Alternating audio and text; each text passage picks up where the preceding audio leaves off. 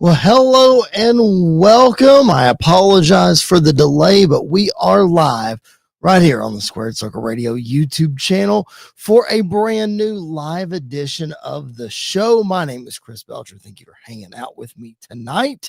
Again, I tweeted earlier with the Monday Night Raw start time being pushed up. Life sometimes gets in the way, and we don't always not always able to hit that live button as soon as Raw goes off the air. So I'm still in the midst of putting it out on social media and making sure that everybody is aware that we are live. So bear with me as I do that. We appreciate you guys being with us. If you're tuned in on the replay, just completely ignore what I just said. All right. Just don't worry about it. You're checking out the show and we're all good. If you are checking us out for the first time and you're not subscribed to the channel, please make sure that you do so. It is free, does not cost you a thing. We're not going to bombard you with an email. We're not going to do anything like that, but we would appreciate your support. If you're a returning guest, that means we're doing something right. We appreciate you coming back and checking out our show. If you're listening to us on one of our partners on WSN or on SportsWire Radio, thank you so much for doing that. Keep it locked in right here for more great wrestling content. All wrestling matters, as the Reverend Tom Bryce says. So if you don't like what I'm giving you, stay tuned. There'll be some great content headed your way. But this is all about WWE, some big news in the world of WWE this week. So I know that I have opinions. I know that you guys have opinions. So if you're joining us live, drop those comments, drop those questions. I would appreciate that so very much. And if you're watching on the replay, you can drop in comments and questions as well, and I'll go back and answer each one of them. I am solo tonight for the second week in a row, as Andy is spending some much needed, well-deserved time with his new family of 3. So again, congratulations to Andy. He might pop in here in the chat. He did last week. He might pop in the chat. We'll see. It is prediction night here on Square Circle Radio. WrestlePalooza is coming up this Saturday, the first PLE on ESPN. So it's prediction night. It's preview night. We're going to go through all the matches. At least 3 of the matches, one could argue, is main event worthy of this show. So that's a question we're going to answer tonight. I know that the first match that we're going to talk about, Joe Tessitore, was on ESPN, and I already said that's going to be the main event of the show. But there's an argument to be made that the other 3 matches could also easily main event the show. So we're going to draw our own conclusion. Let's just say for example, or for the sake of argument rather, that John Cena versus Brock Lesnar is going to main event WrestlePalooza. Let's just say that. Again, Joe Tess said that on ESPN. I'm going to make a compelling argument for the other 2 matches that I think that can main event, but I digress. Let's talk about Cena and Lesnar first. I'm telling you, I know that Brock Lesnar returned at SummerSlam this year and attacked John Cena out of nowhere, and seemingly lots and lots of controversy surrounding his return, surrounding coming back to the WWE. Now, again, as we talked about on the SummerSlam post show, as we've talked about ad nauseum since then, we don't know. Quite frankly, we're never going to know exactly what's going on with the legal situation with Brock Lesnar and his involvement in the Vince McMahon, Janelle Grant situation. That's not something we're going to touch on this podcast. We're not going to talk about it. But Brock Lesnar coming back at SummerSlam, getting involved, attacking John Cena, is just fitting for this John Cena farewell tour. If you're playing the hits with John Cena, Brock Lesnar is one of his most well-known rivals, most intense rivals of all time. So it's only fitting that Brock is back. As you can see, the guy there in the background on the YouTube channel, just hands on his head. Shocking. But he's here. Brock Lesnar and John Cena. Now, they were not on the same show this past week on SmackDown. Brock Lesnar was, in fact, there, and he and R-Truth sort of mixed it up, and and renewed their little banter back and forth. It was okay. It was fine. Brock split his pants and was absolutely hilarious. And then Cena on Monday Night Raw tonight cut a really great promo in his hometown, or close to his hometown, of Springfield, Mass, where he played college football, Division III, was an offensive lineman. So great promo by Cena tonight. On SmackDown, they started a video package telling the history of Brock and of Cena. I know they said they were going to continue that on Friday. I feel like they could have split it into 3 parts, and they could have had a part on Raw tonight and then finish it up on SmackDown. But I'm nitpicking. Regardless, John Cena and Brock Lesnar. You know, it's interesting. You go back and look, and I could be wrong. Somebody in the comments chime in here if I'm wrong. I don't think that we saw a payoff for Brock Lesnar attacking John Cena at SummerSlam 2021. That's when Brock returned after his absence from, I guess, when he won the title back from Seth in 2019, and then Roman beat him in 2019, and he sort of went away after that. No, sorry, 2020. When Drew beat him in 2020. So he was away for a year and a half, and he came back. And yes, his target was Roman Reigns that night, but he also jumped John Cena, and we didn't see much of Cena after that, and Brock was focused on Roman. I'm surprised they haven't kind of called that back.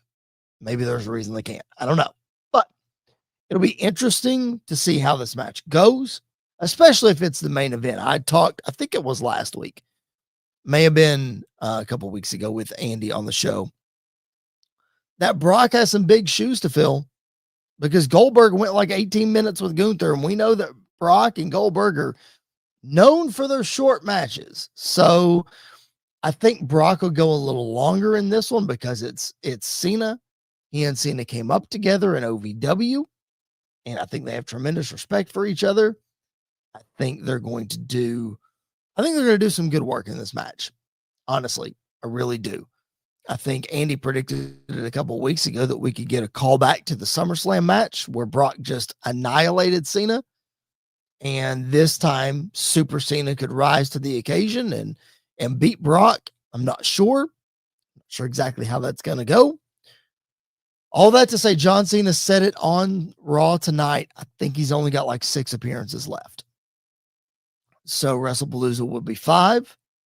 He's already advertised for Crown Jewel Perth, which is next month. And then he's advertised for War Games. He's advertised for his final match, which is going to be either Washington, D.C. or Boston. I think it's Washington, D.C. is where they settled for Saturday night's main event. And then he's advertised for Raw in Boston and Raw in Madison Square Garden. And that's pretty much it. Maybe one more in there if I'm miscounting. So Cena doesn't have a whole lot left. So that's going to go into my prediction for this match. The reason that I'm going to pick John Cena to defeat Brock Lesnar in this showdown, whether it main events the show or not, doesn't matter. I'm going to pick John Cena to win this match because I think as it goes down the stretch, we are going to see Cena lose some matches. Most definitely his last match, whomever that is against. And he's going to lose that one. So I think he's got to win this one. We'll see. I don't know. I'm going to take Cena on this one. I think there's a good chance that we get a handshake at the end between Cena and Brock. And that's the end of the show. But I'm going to go Cena to win this match at WrestlePalooza. All right, let's look at another match that could easily main event WrestlePalooza. And that is the mixed tag team match. The World Heavyweight Champion, Seth Rollins, his wife, the Women's Intercontinental Champion, Becky Lynch, taking on CM Punk and his wife, the return of the magnificent AJ Lee. Wow. I am excited to see what AJ Lee does in the ring. Let me just say that. I'm anxious to see what she has left in the tank. They talked on Monday Night Raw tonight about her neck, but the problem she had with her neck that she wrote about in her book. So we'll see how that affects her. Now, if you listen to Mike O'Malley, who was the showrunner for Heels that was on Stars and has now moved over to Netflix. By the way, cheap plug. If you're watching this show or you're listening to this show and you have never watched the show Heels, I implore you, please go watch Heels. It's fantastic. Stephen Amell is the lead character on Heels. Some fantastic supporting actors, including some guest spots from CM Punk and from AJ Lee. Season 1, CM Punk showed up, and then season 2, AJ Lee showed up.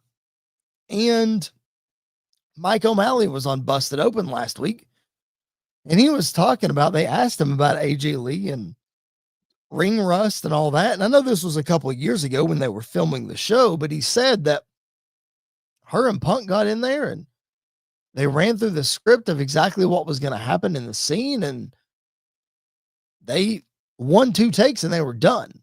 And it was real wrestling. Like, they had guys on there. I think Chavo Guerrero was a big worker as far as getting the actors up to speed with wrestling and all that kind of stuff. And there were other people involved, obviously, but there were no additional people with the exception of a stunt double to make sure that, somebody didn't get a busted lip or a whatever. But Punk and AJ did their stuff. Again, I know that was a couple of years ago, but Mike O'Malley said that AJ hasn't lost a step. AJ did all that stuff. So we'll see if that translates. I know, again, it was a couple of years ago, and it was a small, compact example of what we're looking at here, but I'm excited to see what AJ has left in the tank. Now, a lot of people were a little nervous I don't blame you. When you put Seth Rollins and Becky Lynch back together on screen, some people have an issue with that because they remember 2019. They remember Becky Lynch winning both the Raw and SmackDown Women's Championships. They remember Seth Rollins winning the Undisputed Championship.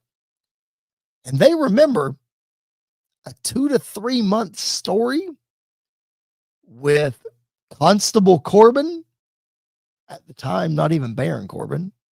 Maybe he was back to Baron Corbin at that point. I think he was Constable Corbin. And Lacey Evans. This was Lacey's first big program on the main roster, if I'm not mistaken. And Baron Corbin, we know how people feel about Baron Corbin. I mean, he's one of those that we call he's a good hand. That's about all you can say. So I'm not going to try to run Baron Corbin into the ground tonight, but I will say the players that are involved now versus the players that were involved in 2019 when Seth Rollins and Becky Lynch were on screen together, the people involved here are going to make this so much better than that. So you can already see the stories that are being told. Rollins and Becky being heels versus being faces. I mean, I'm not saying that them being faces can't work. Again, it's Corbin and Lacey Evans. You get some more formidable heels against them, and you could probably make it work. But with Rollins and Becky being the heel, both of them love being heels. So this plays right into their hands. It's really, really good. I just wonder how much it's going to continue after this match. A lot of people would like to see Seth Rollins move on from CM Punk for a bit. And obviously Punk's not going to let that go because Punk is the one that Rollins took the championship away from. So that's always going to be there. There's always going to be that history between those two guys. So Punk's not going to let that go, but a lot of people would like to see Rollins move on, including me. I'd like to see him do something a little different because his title run is probably not going to last a whole lot longer. I wouldn't imagine. We'll see. But I want to see some different things from him while he has the championship. And then AJ and Becky have alluded to them feuding for that Intercontinental Championship after this match. So that could easily happen. Becky can move on to something else. AJ Lee can move on to something else. So who knows? All I'm saying is this is so good. I kind of hope it's not a one-off, but at the same time, I could easily see it being a one-off. But I think my prediction sort of goes into that, which I'll give in just a minute. Tonight on Monday Night Raw, I talked about Seth and Becky and the story between them being much better this time. I mean, they used those devious tactics to pretend like they weren't on the same page. And then for Becky to come in and blindside AJ Lee whenever she wasn't looking and be able to get the advantage, slap CM Punk one more time. It was just masterfully done. It's really, really good with Rollins and with Becky and the way that they are running things, pretending to not be on the same page, but then being on the same page. But again, as cool as it is to have two married couples in an actual match, regardless of how they personally feel about each other, all eyes are on the return of AJ Lee. What does she have left in the tank? We know she's arguably the greatest Divas champion of all time. As you see that picture on the YouTube channel on the left, that's AJ Lee, approximately 2014-ish.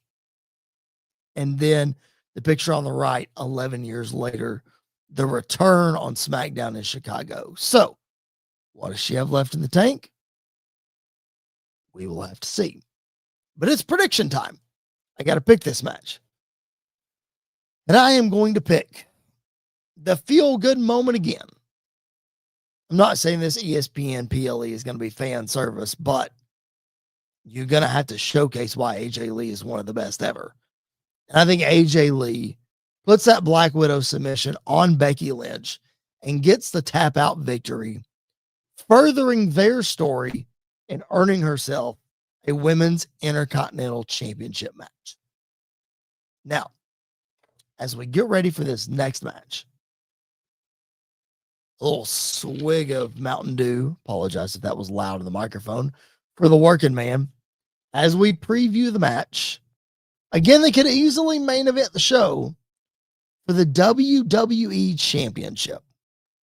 And that is the American Nightmare, Cody Rhodes, fresh off a new baby girl and fresh off a Street Fighter filming, defending his championship against the Scottish Warrior, Drew McIntyre. Man, this one, talk about a long time coming. You talk about one that has been building for a long time, not just when this picture was taken, not just right after this, when Drew Claymored Cody through this table, but this one has been brewing for a long, long time. Go back a little bit further. Drew McIntyre is one of the only people on the WWE roster to have pinned Cody Rhodes since he returned after WrestleMania in 2022. So, a little over 3 years. I know Brock Lesnar's pinned him. Roman Reigns has pinned him. Fairly certain Solo Sikoa pinned him in a tag team match. And then Drew McIntyre pinned him on a random episode of Monday Night Raw. So, you could say this match has been building since then. You could also point back to the fact that these two guys are the trailblazers, the trend setters, the ones that everyone looks to when they leave WWE or now when they leave AEW to make a name for themselves on the indies, with the exception of Matt Cardona. I'm talking about guys who unceremoniously leaving a major company and reinventing themselves, making themselves more famous than they ever were before, reinventing the wheel, and then finding themselves back in that spotlight, bigger, badder, and better than they ever were before, proving themselves taking it, betting on themselves and it working out, cashing in all those chips and hitting that royal flush. And both of these guys have done it. Drew McIntyre was fired from WWE. He bounced around. He did the stuff in Europe. He went all over the place, went to TNA. He came back to NXT and then the main roster after WrestleMania 34. And then it's been wild ever since. And he's been one of the most consistent, most incredible, most special performers on the roster since he returned in 2018. Cody Rhodes, we all know the story. He put in his notice in 2016. He left. He started AEW. And depends on what you want to believe, they ran him out of town. And he came back home to tremendous fanfare with his American Nightmare gimmick. And he has been here ever since. City Kitty live in the chat with us. Cody versus Drew is going to be phenomenal. Yes, it is. You're 100% right. Thank you for being with us. Yes, it will be. If anybody else is watching live and want to share their comments, their questions, not just on Cody and Drew, but the whole WrestlePalooza card, be sure to drop those in the chat. I would appreciate it. I'll tell you what. I know where City Kitty is leaning on this because she's been in the chat with us before. I know who she's a fan of. But I'm going to say this as I predict this match. You want something to send shockwaves in the WWE landscape? You want something to blow away that ESPN audience? You want something to really flip everything on its head? A shocker? Have Drew McIntyre beat Cody Rhodes for the WWE Championship. Have that happen. I'm wearing a Cody Rhodes t-shirt tonight. But I'm going to sit right here and tell you, I am predicting that Drew McIntyre wins the WWE Championship this Saturday at WrestlePalooza over Cody Rhodes. And not just because it'd be a shocker, but because Drew McIntyre deserves it. And if you want an angry heel with a championship, I know we've had John Cena as a heel champion for most of the year. And it's time to have Cody carry the title for a little longer. But, man, it would be fantastic if Drew was the champion. Because you mentioned John Cena. What if Drew McIntyre is John Cena's last opponent? What if Drew McIntyre wins the championship at WrestlePalooza and he starts running SmackDown into the ground and he starts being the heel that John Cena was, but in his own Drew McIntyre dastardly way? And then John Cena shows up and he says, no, I'm not letting you do this. I'm not letting you ruin what I built. And then John Cena can say, no. I told everyone I was going to leave as the champion. That's what I'm going to do. I'm going to take that title from you, Drew McIntyre. And then, if you really want to get crazy, as we're fantasy booking this John Cena versus Drew McIntyre stuff, the little interaction that happened backstage at the Raw debut on Netflix between Drew McIntyre and The Rock, you could bring that on screen. You bring The Rock out for John Cena's last match as he loses to Drew McIntyre, and you have The Rock be the one to cost John Cena, saying, oh, you said you were selling your soul to me and blah, blah, blah, and you let us down and blah, blah, blah, and you plant more seeds of The Rock. I know if Andy is watching this or listening, he is throwing something against the wall right now, and he's not happy about me bringing up The Rock, especially in a logical situation that it could actually happen. All that to say, I think Drew McIntyre walks out of WrestlePalooza as the WWE champion. Now, I said a few minutes ago that I was going to make a case for other matches to main event this show. I just talked about the mixed tag team match. AJ Lee's return to the ring first time in over 10 years. You get the world heavyweight champion on the other side. One of the biggest superstars in the world of wrestling in Becky Lynch. Not to mention Seth Rollins, CM Punk. That could easily headline WrestlePalooza on ESPN. But if you're going to switch the championship and Drew McIntyre is going to beat Cody Rhodes, man, that just feels like a main event way to go off the show right there. If you're going to do that, that'll send shockwaves out there. If that's going to happen, that's what I would main event the show with. I would have Cena, Lesnar open the show. I'd have Cody Drew close the show. Now, you could make the argument that Cody Drew closes the show with Cody winning and retaining the championship. That's plausible. We haven't even talked about the possibility of Randy Orton getting involved in this match. He may not. I don't know. We'll see. But all that to say, my prediction is Drew McIntyre walks out of Indianapolis and WrestlePalooza as the new WWE champion. All right. Let's take a little pause for the cause. I want to get another drink of Mountain Dew. And you're going to hear a little word from our friends over at Sports Wire Radio. The Reverend Tom Bryce is going to tell you, I told you earlier, you need to stick around.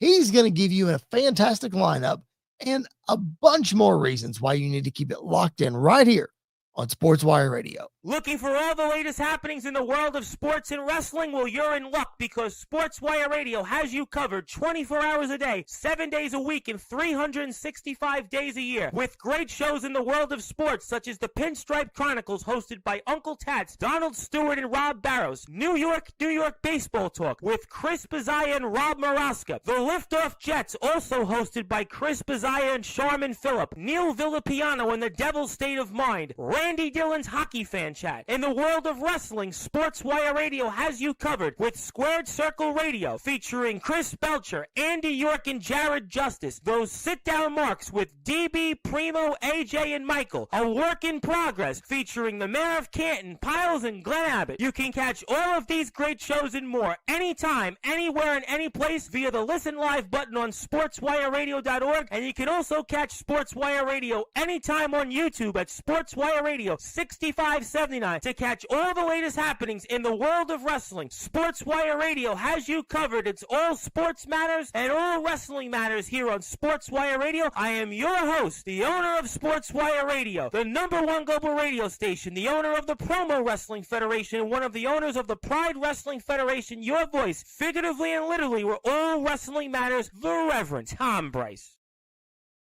Appreciate Tom Bryce. Appreciate the crew over at Sports Wire Radio for all of their support and all of their coverage and just everything that Sports Wire Radio community means. I appreciate those guys more than they know. They have been long supporters of us since day one. So we appreciate them so very much. City Kitty in the chat. I'll take Cody versus Drew as the main event, but Cody retains. I know, shocker. See, I told you I knew what your prediction was going to be. I just had to throw a curveball there. Listen, if Cody Rhodes wins that match, again, I'm sporting a Cody Rhodes t-shirt tonight. If Cody Rhodes wins that match, I am not in any way, shape, or form going to be sad. I want the man to have the championship, but I think it would be compelling television if there's a title switch. I'm just saying. All right, we got 2 more matches on the WrestlePalooza card. Let's run through these. And then we have lots of other big news that happened in the world of wrestling this week. NXT Homecoming is tomorrow night. Andrade is gone from the WWE. WrestleMania 43 in Saudi Arabia. So much still to talk about tonight. So let's knock out these 2 matches at WrestlePalooza, run back through our predictions, and then we'll hit those other things on the way out. All right, here we go. The way that Monday Night Raw ended tonight, giving us a little preview of the tag team match between the Braun Breaker, and Bronson Reed, part of the Vision, taking on the reunited Usos, Jimmy and Jay, not without some controversy.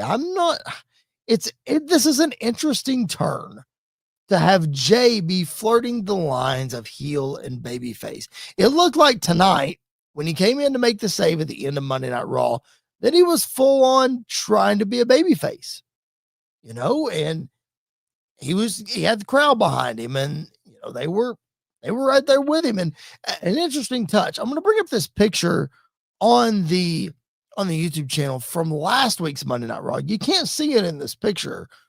I wish you could, but Jey Uso last week did not wear his normal Yeet sunglasses.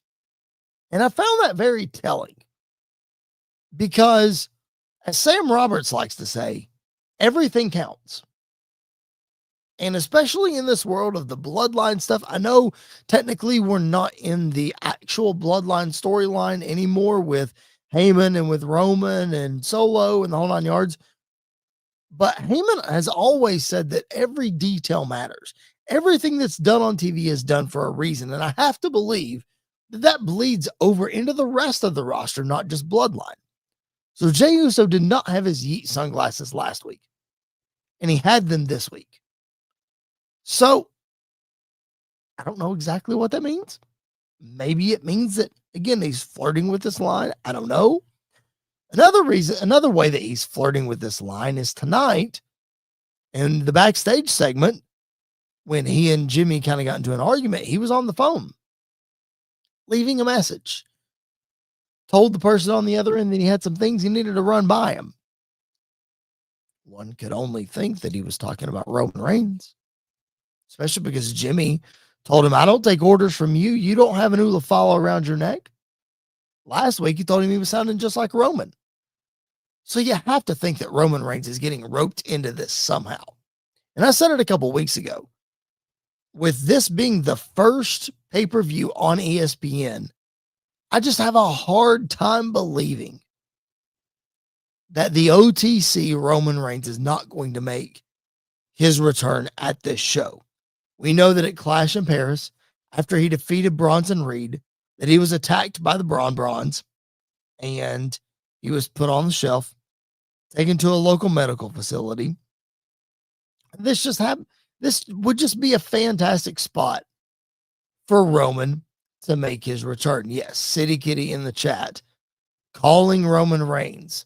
The bat signal is up for Roman Reigns for sure. Jay's reaching out to him. It just makes sense. It makes sense for him to come back, not only to help his cousins, whether he's going to set them straight or not, but get his revenge on the two guys that took him out to begin with. So I'm predicting right now that the Vision, the Bronson Reed, Braun Breaker, win this match, and Roman Reigns makes his return during the beatdown. Now, again, I don't know exactly how this Usos Roman thing shakes out. I know that Roman is one of, if not the biggest babyface on the roster right now. So maybe he sets Jay straight without an actual heel turn. I don't know. Not sure exactly what's going to happen here. But what I am sure of, that's in the future. I don't know how you're going to book that. What I am sure of is that Braun wins this tag team match, just like they did at the end of Raw tonight, because Seth and Becky are going to lose to AJ and Punk, so you got to keep the Vision strong. And then Roman Reigns is going to make his return at the end of the match at WrestlePalooza. Something big for WWE and ESPN to be able to hang their hat on, especially if Cody doesn't drop the championship. You get the return of Roman Reigns. So that's something for them to get excited about and be able to promote and all that kind of stuff. All right, final match on the WrestlePalooza card is for the vacant Women's World Championship. Of course, that title is vacant because Big Jim's wife, Naomi, is pregnant, so she had to give up the championship. So now the number one contender, Stephanie Vaquer, will take on the former champion, Io Sky. Now, there's been some interesting, I don't want to say there's not a story in this match, But we haven't seen Stephanie Vaquer on TV in forever. And maybe you would think she's hurt. Maybe you think whatever, but it's like last week, Adam Pearce told Io Sky, he was like, look, Stephanie's not here tonight. We're going to have to do this contract signing next week. Well, then she pops up on NXT the next night. So, and she's going to wrestle on NXT tomorrow night, NXT Homecoming. So I don't know.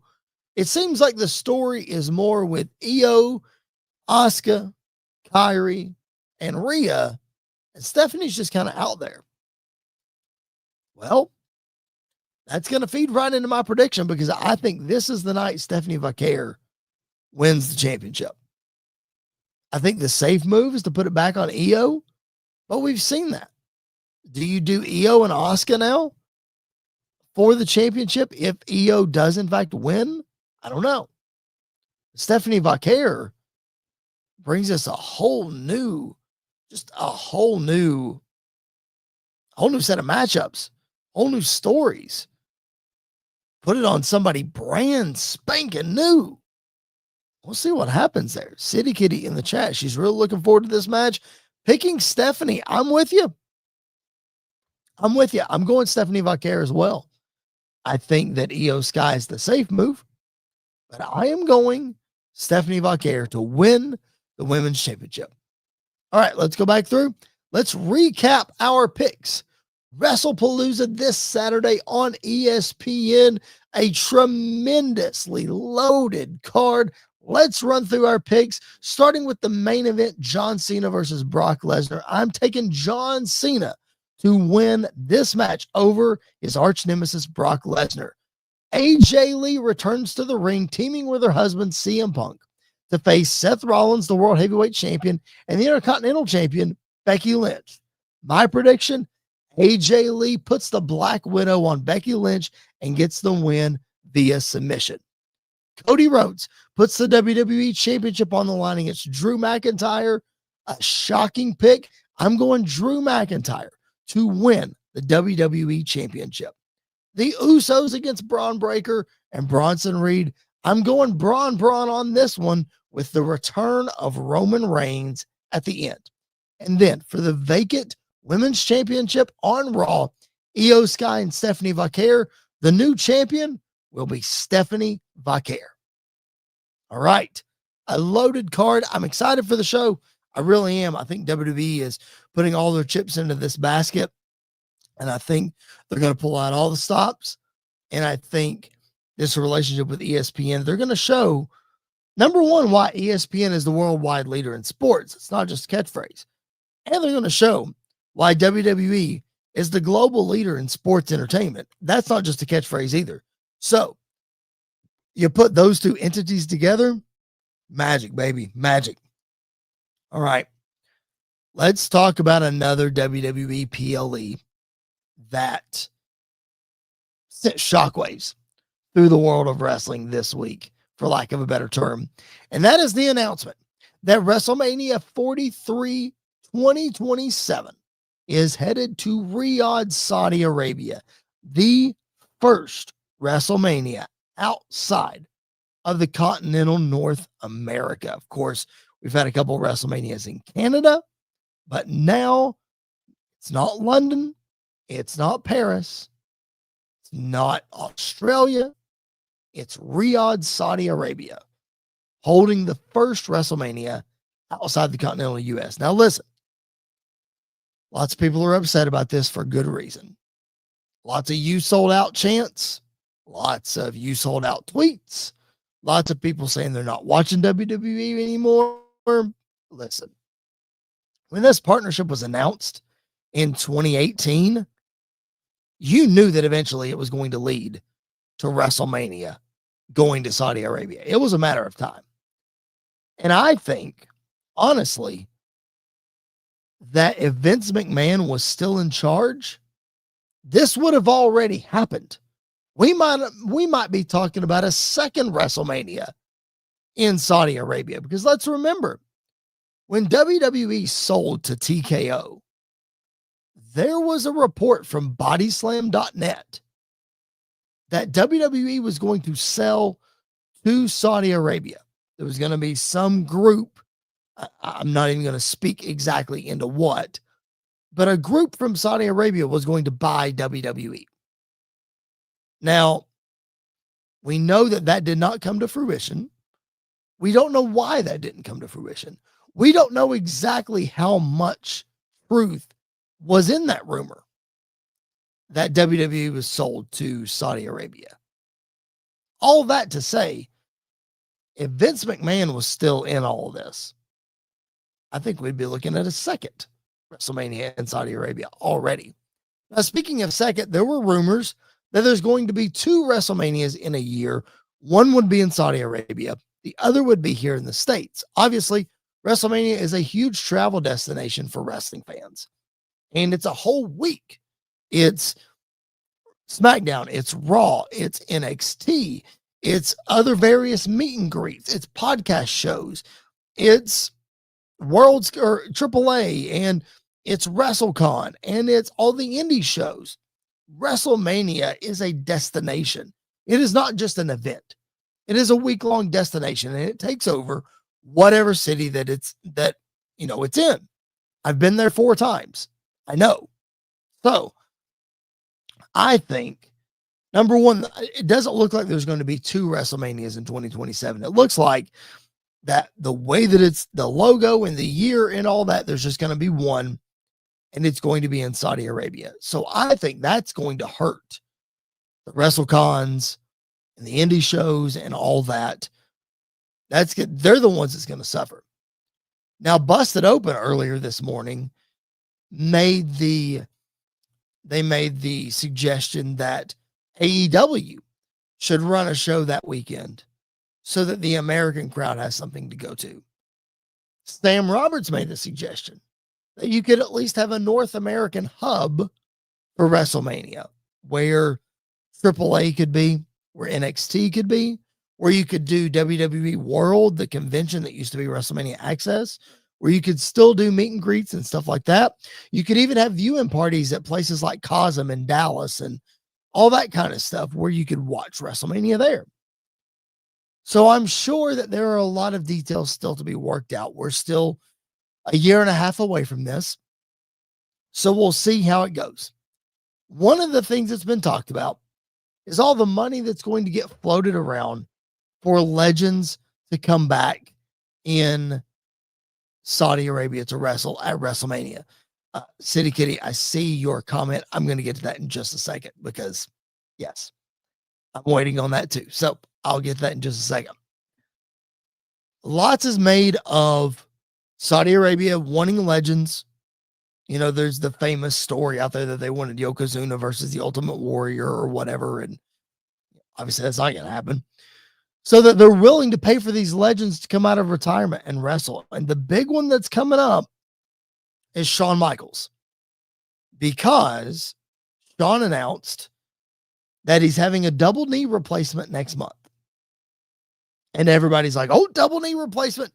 He's going to wrestle at WrestleMania 43 in Saudi Arabia. He's going to do it. Listen. Number one, let's talk about a double knee replacement for just a minute. 3 members of my family have had single knee replacements. And I know what that recovery has been like for them. And I know what kind of problems it still gives them. Now, does Shawn Michaels have more resources as far as money goes to get the best care possible? I'm not saying my family members didn't get great care, because they did. But Shawn Michaels has the funds and the resources to go out and get the absolute best. I'm sure Dr. Andrews or Dugas or whoever in Birmingham is going to do this surgery for him. So he's going to get the best care available. But it's a double knee replacement. And the recovery on that is huge. Let's not forget that Shawn Michaels is in his 60s. And his body's not in great shape. He wrestled for a long time. He beat up his body. It's going to be a long recovery for him. There's a chance he might not even be ready to, he might not even be physically cleared to wrestle, even if he was going to, by WrestleMania 43, assuming that it's in the same timeline that it normally is. He might not even be cleared. But I don't think he wants to get back in the ring. I think he's perfectly happy with his role in NXT. And I think he's good where he's at. I don't think he has any desire to get back in the ring. And if he does get back in the ring, it's probably going to be against an NXT talent. And then fans are going to be really upset that he got back in the ring against an NXT talent. And guess what, guys? He's probably going to put him over because that's what a good legend does. Do fans really want that? No. They want to see him versus Seth Rollins. They want to see him versus AJ Styles. They want to see him against Cody Rhodes. They want this, that, and the other. It's probably not going to happen. It's just my prediction. City Kitty in the chat. Definitely not an easy recovery. No, it's not. No. So I just think a lot is stacked up against Shawn Michaels to be able to make that show. A lot of people want The Undertaker at that show. That one, probably not going to happen. He has been adamant that he is done. I don't think that one happens. You bring back Sting. Have Sting wrestle. Probably not going to happen. Stone Cold Steve Austin. Maybe. I'll tell you one that you probably will see. We finally may see The Rock versus Roman Reigns at a WrestleMania. Saudi Arabia makes the most sense for that to happen. Rock could get a big payday. He knows a year and a half that it's going to happen. Obviously, we've had some scheduling problems with The Rock, but this seems like the one to make it happen.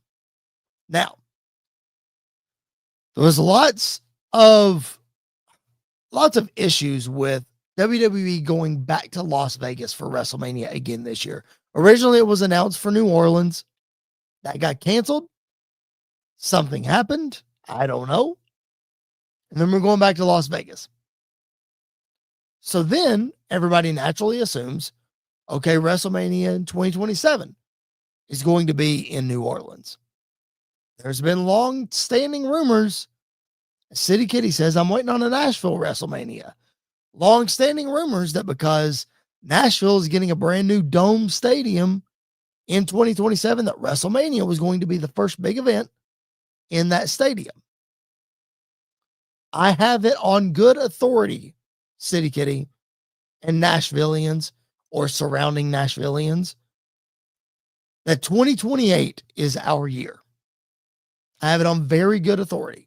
I'm not saying it's set in stone because nothing in the world of stadium construction and wrestling is ever set in stone, but I have it on very good authority that WrestleMania will be in Nashville in 2028.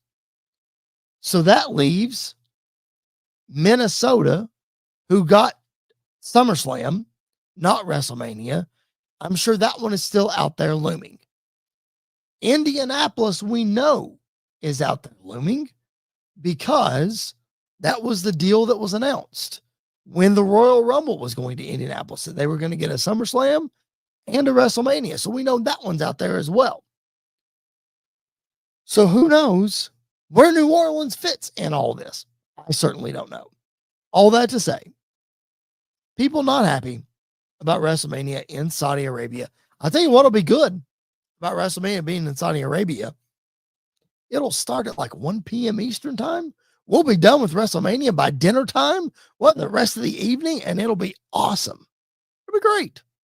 So it'll be a nice weekend for that, for sure. All right. I have gone a lot longer on this podcast than I thought I was going to. So let's rapid fire some things towards the end here as we get ready to wrap up. Appreciate you guys being with us. If you're not subscribed to the show, please make sure that you do that. Please share the show on your social media if you enjoy what we're doing. It's the only way that gets the word out there is you guys spreading the word. So we appreciate that so very much. Andrade, I mentioned him earlier, gone from the WWE. Where's he going? I don't know. I really don't know. It just seemed like in the blink of an eye, he was gone. Now, I find that very interesting because he would fit perfectly in this new WWE infused AAA. I think it'd be great there. Is he going back to AEW? CMLL has a great relationship with AEW. New Japan has a great relationship with AEW. Is he going? If he was going to TNA, wouldn't he just ask WWE to send him to TNA? I don't know. He was quietly moved to the alumni section, and that was that. So I really don't know. I guess we're probably not going to know until Andrade is cleared to be able to speak about it. And maybe he will, maybe he won't. I don't know. Sami Zayn and Rey Fenix had a banger of a U.S. Championship Open Challenge match on Friday Night SmackDown. If you didn't watch it, I highly recommend that you go back and watch it. NXT Homecoming, I mentioned it earlier. What a show it's going to be tomorrow night on the CW. It's Homecoming because they are live from Full Sail University, my alma mater, at the place where it all started for NXT. DIY is going to be on the card, facing Trick Williams, Carmelo Hayes. I know Stephanie Vaquer, Rhea Ripley, and Tiffany Stratton are teaming up against Fatal Influence. Lots of other great matches on the card. So, NXT Homecoming, I am excited to check that one out. I don't normally follow NXT regularly, but I do want to check it out. I think it's going to be awesome. Okay. One more thing to talk about on this show rather. Yes, Bayley returned tonight on Monday Night Raw as well. We saw the split personality quite a bit, so that was cool to see. But I want to talk about something that I learned from the world of the old school this past week. I was doing a lot of yard work over the weekend. It was my son's birthday over the weekend, so was getting the yard ready for a party, and we had a great time, and it was awesome. But I was listening to some podcasts, catching up on some podcasts that I missed while I was doing that yard work. And I stumbled upon Something to Wrestle with JBL, not Bruce Pritchard, talking about the legacy of The Undertaker. And I heard something that shocked me.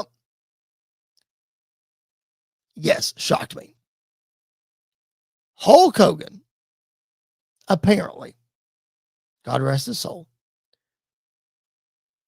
is taking credit for getting The Undertaker into the WWE. Hulk Hogan says, and he said this under oath in a court case, that he saw The Undertaker wrestle in WCW and he wanted to get him casted in his movie Suburban Commando so that he could get him towards the WWE. Now, Taker was in that movie. That is confirmed. How we got there, I don't know. But Hogan says it was him. Now, for those of you who are unfamiliar, we know the story that Bruce Pritchard was the one that saw The Undertaker because he was friends with Paul Heyman, Paulie Dangerously. And he was friends with Dusty Rhodes, some other guys in WCW, because Bruce almost went to WCW around this time. It was like 2 years earlier, but regardless. So Bruce was friends with those guys. And they said, you need to check out Mean Mark. Well, Mean Mark Bruce loved him. Mean Mark was supposed to wrestle Lex Luger at Great American Bash 1990, but he was injured, but he went ahead with the match anyway. That's the match that Vince saw, and Vince wasn't overly impressed. Bruce convinced Vince to give Taker another chance, brought him in, the rest is history. And that's how The Undertaker came in. But Hulk Hogan has decided that he wants credit for The Undertaker coming to WWE. That's hilarious. That's really funny. I laughed out loud when I heard that. Also, this picture that I showed of The Undertaker and Hulk Hogan on the YouTube channel from their match at Survivor Series 1991 for the WWF Championship was actually the first singles match in Survivor Series history. I didn't know that little factoid either. There it is. First singles match in Survivor Series history. Undertaker and Hulk Hogan 1991. Just fascinating to me how Hulk Hogan, again, we miss him as wrestling fans, but even he's gone, new stories surface, or at least for me, it's just very interesting. All right. That's going to do it on this episode of Squared Circle Radio. I appreciate you guys being with me, hanging with me for 56 plus minutes. Thank you so much for doing that. I appreciate it more than you know. Appreciate City Kitty being in the chat with us. Like and subscribe. She says yes. If you haven't already, like the video, subscribe to the channel. Doesn't cost you a thing. Helps me a ton get the visibility out for this show. Share the show on your social media. I would appreciate it so very much. All right. My name is Chris Belcher. That is going to do it for another edition of Squared Circle Radio. Again, WrestlePalooza coming up this weekend. Stay locked into the socials. We may or may not be live after WrestlePalooza right here on this very YouTube channel. Not 100% sure yet, so stay locked in at Chris Belcher 24 and at SQ_radio. We'll let you know what's happening and if we're going to be joining you live after the show. Again, just stay locked in. We'll figure it out. Thanks so much for being with us on another edition of Squared Circle Radio Live. We'll catch you guys down the road.